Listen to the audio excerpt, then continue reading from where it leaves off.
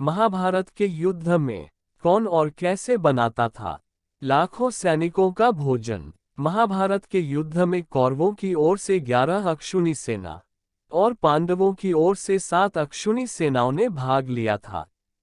यानी इस युद्ध में सभी महारथियों और सेनाओं को मिलाकर करीब 50 लाख से अधिक लोगों ने भाग लिया था। लेकिन यहाँ अब सवाल ये उठता है कि इतनी विशालकाय सेना के लिए युद्ध के दौरान भोजन कौन बनाता था और कैसे ये सब प्रबंध करता था। और सबसे बड़ा सवाल यह है कि जब हर दिन हजारों लोग मारे जाते थे तो शाम को किस हिसाब से खाना बनता था। आइए जानते हैं। महाभारत को हम सही मायने में विश्व का प्रथम विश्व युद्ध भी कह सकते हैं, क्योंकि उस समय शायद ही ऐसा कोई राज्य था जिसने इस युद्ध में भाग लिया हो। उस काल में आर्यवर्त के समस्त राजा या कौरव अथवा पांडव के पक्ष में खड़े दिख रहे थे। हम सभी जानते हैं कि श्री बलराम और रुक्मी ये दो ही व्यक्ति ऐसे थे जिन्होंने इस युद्ध में भाग नहीं लिया था। किंतु एक और राज्य ऐसा था जो युद्ध क्षेत्र में होते होते ही युद्ध से विरक्त था, और वो राज्य था दक्षिण का उडुपी राज्य। महाभारत में वर्णित कथा के अनुसार जब इस राज्य के राजा अपनी सेना के साथ कुरुक्षेत्र पहुंचे तो कौरव और पांडव दोनों ने उन्हें अपने अपने पक्ष में लेने प्रयत्न करने लगे। लेकिन उडुपी के राजा बहुत दूरदर्शी थे। उन्होंने श्री कृष्ण से पूछा, हे माधव, दोनों ओर से जिसे देखो युद्ध के लिए आतुर दिखता है, किंतु क्या किसी ने सोचा है कि दोनों ओर से उपस्थित इतनी विशाल सेना के भोजन का प्रबंध कैसे होगा। इस पर भगवान श्री कृष्ण ने कहा, महाराज, आपने बिल्कुल सही सोचा है। आपकी इस बात से मुझे प्रतीत होता है कि आपके पास इसकी कोई योजना है। अगर ऐसा है तो कृपया बताएं। उसके बाद उडुपी नरेश ने कहा कि सत्य तो यह है कि भाइयों के बीच हो रहे इस युद्ध को मैं उचित नहीं मानता। इसी कारण इस युद्ध में भाग लेने की इच्छा मुझे नहीं है। किंतु ये युद्ध अब टाला भी नहीं जा सकता। इस कारण मेरी यही इच्छा है कि मैं अपनी पूरी सेना के साथ यहाँ उपस्थित होकर समस्त सेना के लिए भोजन का प्रबंध करूं।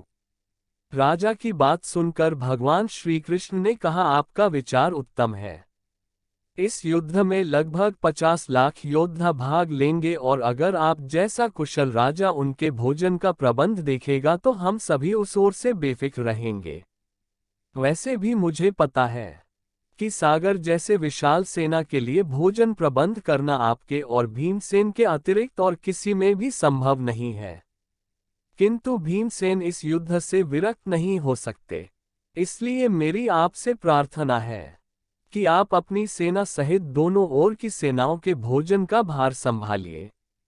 राजा ने संभाली थी भोजन की कमान। इसके बाद उडुपी के राजा ने सेना के भोजन का भार संभाला। पहले दिन उन्होंने उपस्थित सभी योद्धाओं के लिए भोजन का प्रबंध किया। उनकी कुशलता ऐसी थी कि दिन के अंत तक एक दाना भी अन्न का बर्बाद नहीं होता था। जैसे जैसे दिन निकलते गए योद्धाओं की संख्या भी कम होती गई। दोनों ओर के योद्धा ये देखकर हैरान रह जाते थे। हर दिन के अंत तक उडुपी नरेश केवल उतने लोगों का भोजन बनवाते थे जितने वास्तव में उपस्थित रहते थे।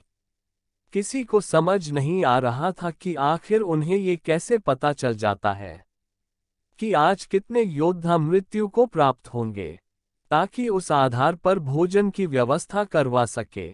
इतनी विशाल सेना के लिए भोजन का प्रबंध करना अपने आप में ही एक आश्चर्य था, और उस पर भी इस प्रकार की अन्न का एक दाना भी बर्बाद ना हो, जो एक किसी चमत्कार से कम नहीं था।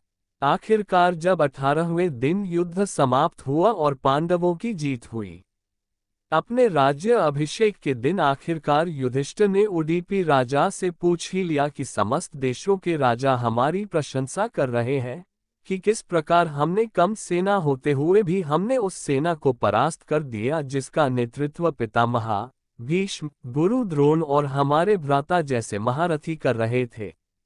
लेकिन मुझे लगता है कि सबसे अधिक प्रशंसा के पात्र आप हैं, जिन्होंने न केवल इतनी विशाल सेना के लिए भोजन का प्रबंध किया, बल्कि ऐसा प्रबंध किया कि एक दाना भी अन्न का व्यर्थ नहीं गया। मैं आपसे इसका रहस्य जानना चाहता हूँ। अपने जवाब में ओडीपी नरेश ने कहा कि सम्राट, आपने जो इस युद्ध में विजय पाई है, उसका श्रेय किसे देंगे? इस पर सम्राट ने कहा, श्री कृष्ण के अतिरिक्त इसका श्रेय और किसी को दिया ही नहीं जा सकता है। अगर वह नहीं होते तो कौरव सेना को हराना असंभव था। तब उडुपी राजा ने कहा कि महाराज, आप जिसे मेरा चमत्कार कह रहे हैं, वो भी श्री कृष्ण का ही प्रताप है। ऐसा सुनकर वहां उपस्थित सभी लोग हैरान हो गए। तब उडुपी राजा ने इस रहस्य से पर्दा उठाया और बताया कि श्री कृष्ण प्रतिदिन रात्रि को मूंगफली खाते थे। मैं प्रतिदिन उनके शिविर में गिनकर मूंगफली रखता था और उनके खाने के बाद गिनकर देखता था कि उन्होंने कितनी मूंगफली खाई है। वे जितनी मूंगफली खाते थे, उसके ठीक 1000 गुना सैनिक अगले युद्ध में मारे जाते थे। यदि वे 50 मूंगफली खाते थे तो मैं समझ जाता था कि अगले दिन 50,000 सैनिक युद्ध में मारे जाएंगे। उसी के अनुसार मैं अगले दिन भोजन कम बनाता था। यही कारण था युद्ध के दौरान कभी भोजन व्यर्थ नहीं गया। भगवान श्री कृष्ण के चमत्कार को सुनकर सभी उनके आगे नतमस्तक हो गए। ये कथा महाभारत वॉक के सबसे दुर्लभ कथाओं में से एक है। कर्नाटक के उडुपी जिले में स्थित कृष्ण मठ में ये कथा हमेशा सुनाई जाती है। ऐसा माना जाता है कि इस मठ की स्थापना उडुपी के सम्राट द्वारा ही करवाई गई थी, जिसे बाद में श्री माधव आचार्य ने आगे बढ़ाया। महाभारत की यह कथा आपको कैसी लगी, कमेंट करके जरूर बताएं। और भी ऐसे वीडियो देखने के लिए हमारे चैनल को सब्सक्राइब करें, वीडियो को लाइक करें।